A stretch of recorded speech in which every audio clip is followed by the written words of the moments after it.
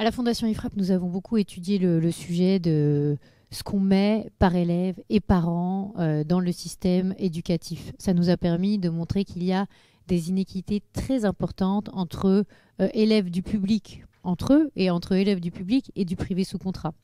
Donc, c'est intéressant de se rendre compte que finalement, vous pouvez aller sur des dépenses qui vont du simple au double dans le public. Par exemple, vous pouvez avoir un lycée où il y a une dépense de 10 000 ou 12 000 euros par élève et par an, et puis un autre lycée qui va être dans la même ville ou dans la même académie, vous allez avoir une dépense de 5 000 ou 6 000 euros par élève et par an. Et puis, c'est encore plus flagrant entre public et privé.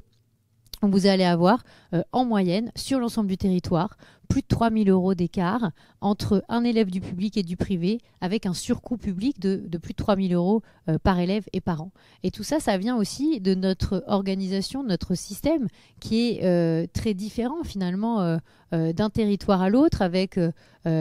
aussi la spécificité de notre régime de retraite, qui représente à peu près un tiers de l'écart entre la dépense par élève entre un élève du public et un élève du privé sous contrat. Et on se rend compte que finalement, vous pouvez très bien avoir de très bons résultats dans un établissement qui accompagne très bien les élèves, qui les fait très bien progresser,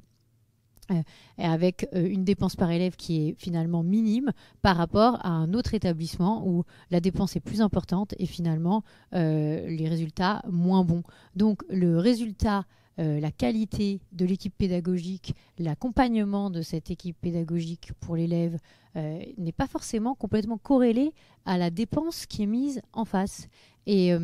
c'est important de se rendre compte que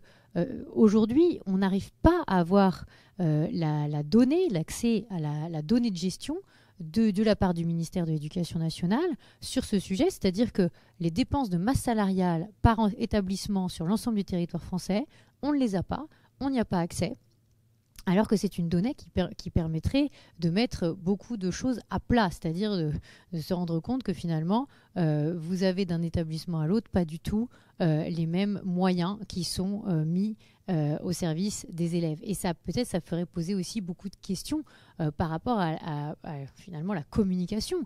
qui est souvent très égalitaire, très égalitariste entre les élèves, et se dire que peut-être qu'on devrait aller plutôt vers un système avec plus de diversité, mais avec peut-être un système de chèque scolaire ou de forfait scolaire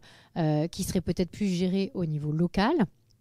en s'inspirant de ce qui se passe dans d'autres pays, avec la possibilité d'avoir différents types d'écoles et de les mettre aussi en compétition. C'est ça le sujet, c'est-à-dire qu'on se rend bien compte que dans les territoires où il y a une offre privée sous contrat qui est très importante, la qualité d'enseignement public est aussi meilleure. Et ça, c'est connu de tous ceux qui s'intéressent aux questions d'éducation. Donc,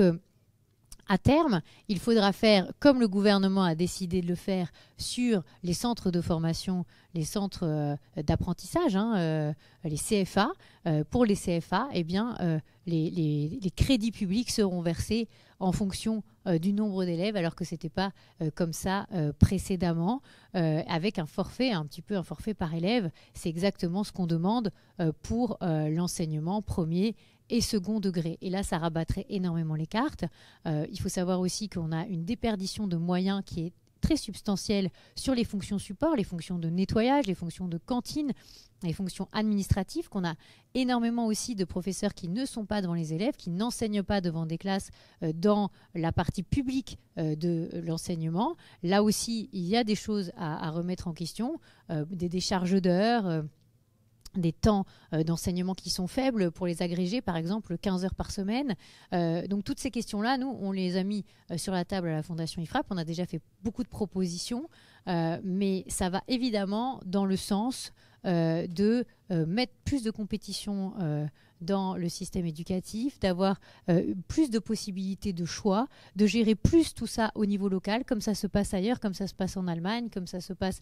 dans beaucoup de pays qui ont décidé que c'était au niveau de la région que la question d'éducation se tranchait.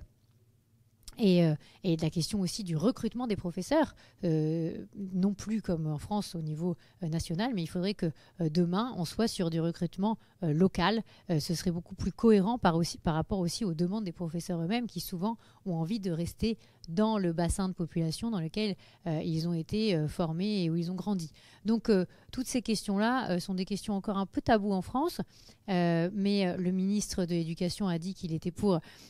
plus d'indépendance au niveau des établissements, et on appelle aussi bien sûr de nos voeux que les chefs d'établissement soient de vrais managers, des chefs d'équipe, comme c'est déjà un peu plus le cas dans l'enseignement privé sous contrat, ça pourrait être encore plus le cas.